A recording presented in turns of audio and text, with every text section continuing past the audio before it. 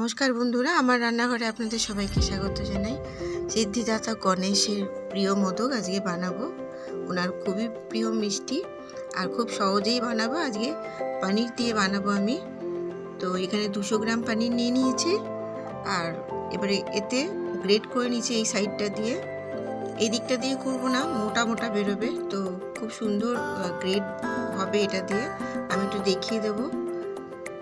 হয়ে গেছে আমার গ্রেট করা।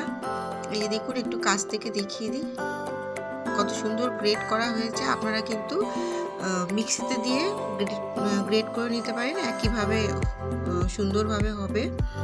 আর টেবিল চামচ 1 চামচ ঘি দিয়ে দিয়েছি, দিয়ে আর পনিরটা ছেড়ে দিলাম। ভালো করে নাড়াচাড়া করতে হবে পনিরটাকে। ভালো করে নাড়াচাড়া করার পর পনির 200 গ্রাম ছিল, তো 1 বাটি চিনি নিয়ে নিচ্ছি। আমি এখানে এই দানা দানা চিনি দিলাম। আপনারা কিন্তু মিক্সিতে একবার ঘুরিয়ে নিলেই হবে, পাউডার চিনিটাও দিতে পারেন।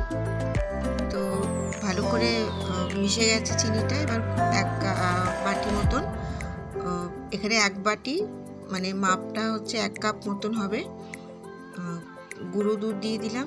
ভালো করে নাড়াচাড়া করতে হবে। খুব সুন্দর করে মিশে গেছে, এই যে দেখুন। এইবার এখানে 1/2 কাপ মতন মানে বড় টেবিল চামচের 4 চামচ কোকো পাউডার দিয়ে দিলাম। দিয়ে ভালো করে এটাকেও ভালো করে মেশাতে হবে। আর আঁচটা এই সময় একদম কম করে দিতে হবে, নাহলে কিন্তু তলায় লেগে যেতে পারে। হয়ে গেছে এটা আমার। একটু ঠান্ডা হয়ে যাক। ঠান্ডা হয়ে গেছে।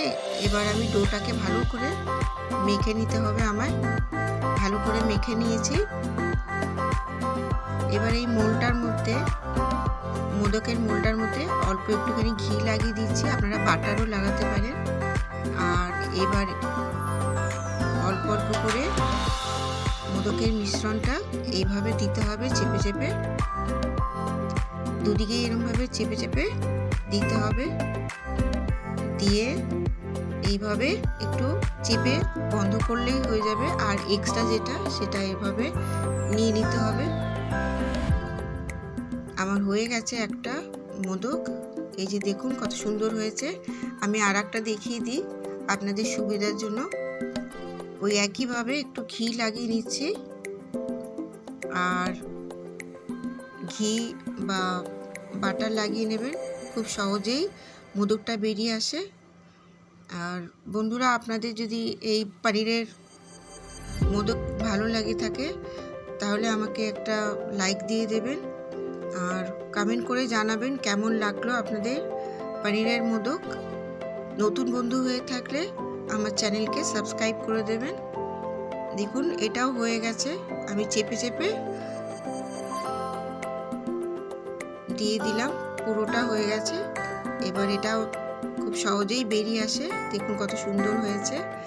আমার সব কটা হয়ে গেছে। কেমন লাগলো আপনারা কমেন্ট করে নিশ্চয়ই জানাবেন। আর এরমভাবে বানিয়ে গণেশজিকে দেবেন, উনি খুব পছন্দ করেন।